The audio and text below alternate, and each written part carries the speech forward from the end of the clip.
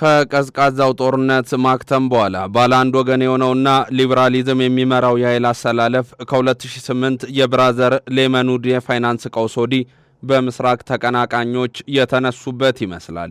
በካፒታሊዝም ዘዋሪው አሜሪካና በተጻራሪዎቿ ሩሲያና ቻይና በኩል ያለው ፉክክርም ባለፉት 18 ዓመታት ገደማ ዋነኛ የምድሪቷ ፖለቲካዊ ሁነት ሆኖ የቀጠለ ነው።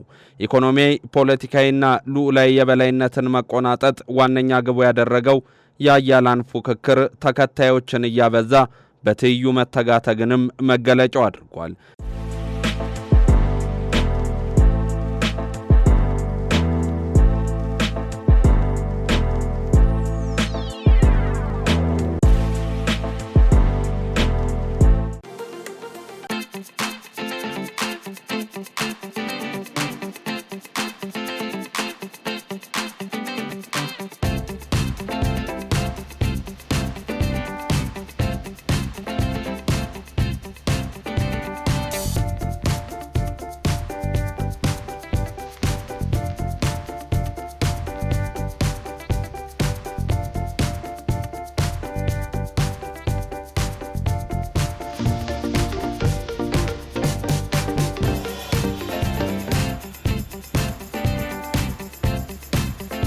የትራምፕ አስተዳደር የአሜሪካ የውጭ ጉዳይ ፖሊሲና የደህንነት ስትራቴጂንም እየለወጠ መሆኑ እየታየ ነው።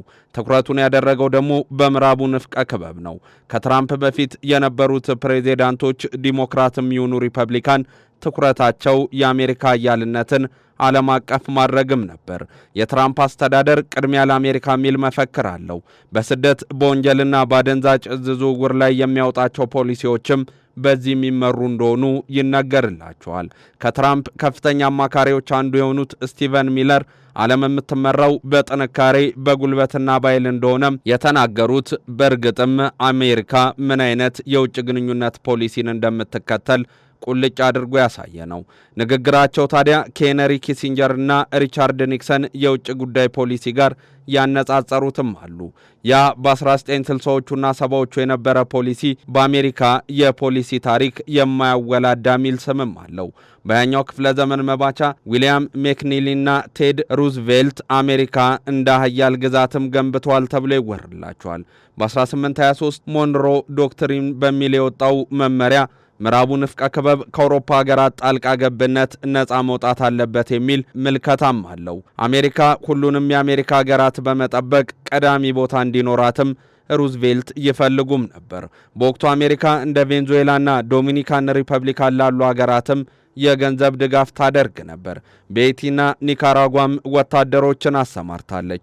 ትራምፕ ለሁለተኛ ጊዜ ፕሬዝዳንት ሲሆኑ ታዲያ ግዛቶችን በአሜሪካ ቁጥጥር ስር ስለማዋል ሲናገሩ ይደመጣሉና ከዛ የሩዝቬልት ሐሳብ ጋር ተጣጥመው እንደሚሄዱ የሚያነሷቸውም ብዙ ናቸው። ትራምፕ የቬንዙዌላን መሪ ለመያዝ ወታደራዊ ኦፕሬሽን ከማካሄዳቸው በፊት በተከታታይ የአየር ጥቃት የሰነዘሩበት መንገድ አሜሪካ የአየር ጥቃት የፈጸመችው አደንዛዥ ዕፅን በያዙ ጀልባዎች ላይ እንደሆነም የገለጸችበት እውነት በእርግጥም ቅድሚያ ለአሜሪካ የሚለውን የአገሪቱን ፖሊሲ ለመተግበር ምን ያህል ርቀት እንደሚሄዱም ያስመለከተ ሆኗል። በብሔራዊ ምርጫዎች ላይም አንዳንድ እጩዎችን ወይም ፓርቲዎችን በመደገፍ አሜሪካ ጣልቃ ስትገባ ትስተዋላለች።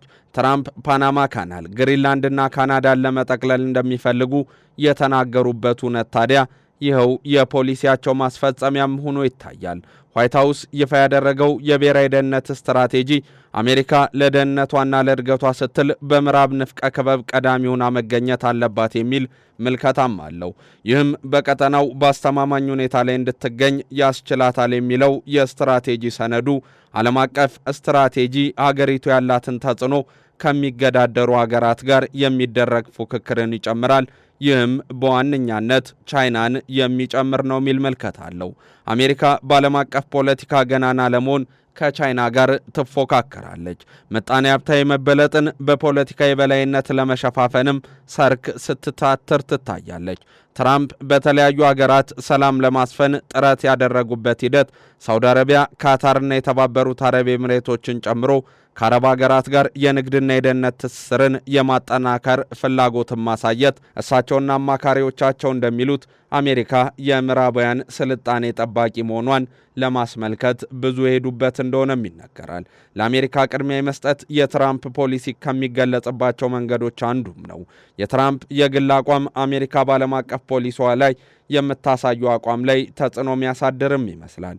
በ250 ዓመታት የአሜሪካ ታሪክ ውስጥ የውጭ ጉዳይ ፖሊሲ ለውጥም መታየቱን የሚያነሱ የፖሊሲ ተንታኞች በእርግጥም ከሩዝቬልት በኋላ ትራምፕ ቅድሚያ ለአሜሪካ የሚለውን መፈክር በተመሳሳይ ሁኔታ እያንጸባረቁ እንደሆነ ያነሳሉ።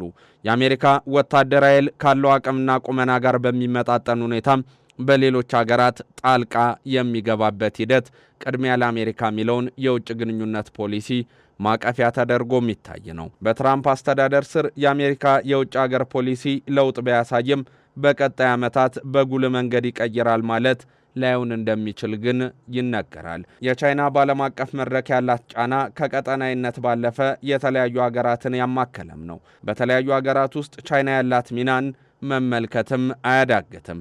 በደቡብ ፓስፊክ፣ በማዕከላዊ እስያ፣ በመካከለኛው ምስራቅ፣ በላቲን አሜሪካና በሌሎች የዓለም ክፍሎች የቻይና እጅ ረጅም ነው። ይህ ደግሞ ምጣኔ ሀብታዊ ጉዳዮችን ለማሳካት የሚታትር ነው። ቻይና በተለይ አምራች ሀገር መሆኗ ዓለም አቀፍ ጫናን እንድታሳድር በጎ ምላሽን ሰጥቷታል። በዓለም ላይ ካሉ ሸቀጦች 1/3 የሚመረተው በቤጂንግ መሆኑ ለአሜሪካም የራስ ምታት ሆኗል። ሌላኛዋ ሩሲያ ነች። በእርግጥም ከዩክሬን ጦርነት በኋላ ኃይል መፎካከርና የየራሳቸውን የጦር መሳሪያ ቴክኖሎጂ ለማሳየት በየፊናቸው ሲታትሩ የሚታዩት ሩሲያና አሜሪካ በልዑሉ ዓለም ሌላኛው ተፎካካሪ ሆነው የሚነሱ ናቸው። ታዲያ በእንደዚህ አይነት ሂደት ውስጥ ያለው የዓለም ፖለቲካ ማንን አውጥቶ ማንንስ ሊተው ይችላል የሚለውም የብዙዎች ጥያቄ ነው። ቻይና ከዓለም ደሃ ሀገራት አንዷ ከመሆን በኢንዱስትሪና በቴክኖሎጂ ዘርፍ መሪ ወደ መሆን የተሻገረችበት፣ እንደ ሩሲያ ያሉ ሀገራትም የጦር ቴክኖሎጂያቸውን አሳድገው የቀጠናዊና ዓለም አቀፋዊ የበላይነትን ለማግኘት የሄዱበት መንገድ እየተጠናከረ መምጣት የአሜሪካ የውጭ ግንኙነት ፖሊሲ ቅድሚያ ለአሜሪካ በሚል አተያይ ውስጥ የተቀረጸ መሆንና መሰል ጉዳዮች ታዲያ ወደፊት ይህንን ዓለም ማን ሊረከብ ይችላል የሚል ጥያቄ በብዙዎች እንዲነሳ እያደረገ ነው። አሜሪካ በቀላሉ ልዕለ ኃያልነቷን ትለቃለች ተብሎ አይጠበቅም። ቤጂንግና ሞስኮም ፉክክራቸውን ያቆማሉ የሚል ምልከታ አይኖርም።